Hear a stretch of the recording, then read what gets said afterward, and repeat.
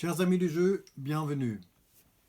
Aujourd'hui, j'aimerais vous présenter un jeu extraordinaire dont le musée conserve de nombreuses éditions dans ses collections. Il s'agit du premier grand succès commercial du marché du jeu en pleine évolution au XIXe siècle. Ce jeu s'appelle Cloche et Marteau. En allemand, Glocke und Hammer ou Hammer und Glocke. En français, parfois aussi Jeu de cheval blanc. En anglais, Bell and Hammer. En espagnol, Juego del Caballo Blanco, etc. Le jeu s'est vite répandu dans toute l'Europe. Au XIXe siècle, on a presque l'impression que pratiquement chaque famille avait au moins un jeu chez eux, tellement existe d'éditions différentes. Chaque éditeur avait au moins une édition, une version dans son programme.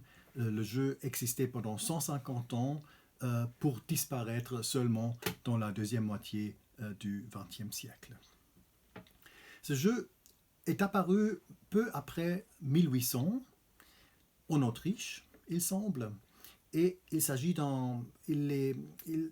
prend son origine de deux jeux existants, un jeu de dés qui s'appelle le Schimmelspiel ou le jeu du cheval blanc, et un jeu de salon où les filles ou les jeunes femmes avaient l'habitude de vendre aux enchères une cloche et un marteau aux garçons ou jeunes hommes qui participaient à ce jeu de type Colin-Maillard. Et puis, quelqu'un a créé ce jeu de cartes et de dés. De quoi s'agit-il? Alors, on a principalement, pour ce jeu consiste de 5 cartes et 8 dés. 5 cartes spéciales qui portent les symboles de la cloche, du marteau, de la cloche et du marteau, du cheval blanc et du Kaufhaus ou auberge ou la douane. Et puis, on a 8 dés spéciaux qui se distinguent par le fait que seulement une face est marquée par des points ou un symbole. Les 5 autres faces restent vides. On a 6 dés avec les points 1 à 6, un dé avec le marteau et un dé avec la cloche. Comment se déroule ce jeu? Au début du jeu, un joueur élu par les joueurs vend aux enchères les 5 cartes aux participants au jeu. On n'a pas forcément besoin d'acheter une carte, on peut aussi participer au jeu sans acheter une carte ou on peut acheter plusieurs cartes si on veut. Les jetons qui sont payés pour acheter ces cartes vont dans une caisse commune.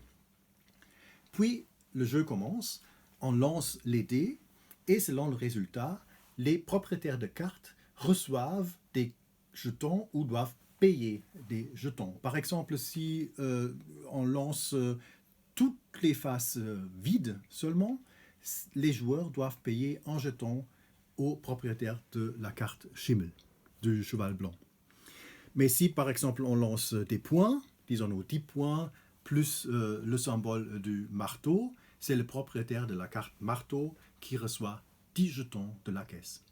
Et ainsi de suite, on joue jusqu'à la caisse est exactement vidée par un joueur et là on compte qui a le plus de jetons.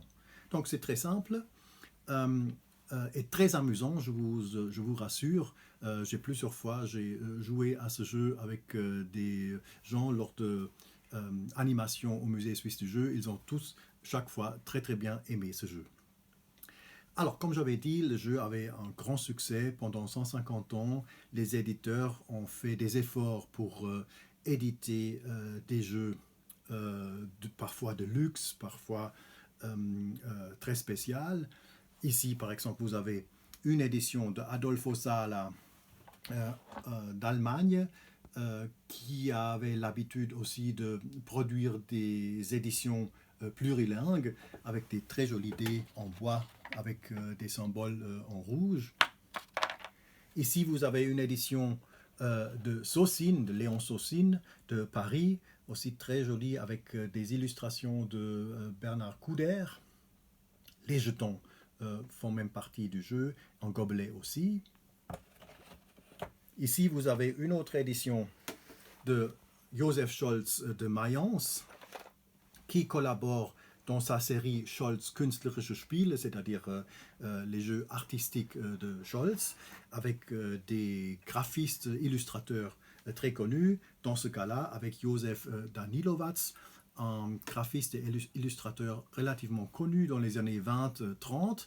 Il a illustré par exemple les catalogues pour les petits trains de Märklin et il a collaboré avec Fritz Lang dans la production de ses films. Peut-être quelqu'un parmi vous pourrait m'aider à identifier cette voiture qui se trouve ici devant l'auberge.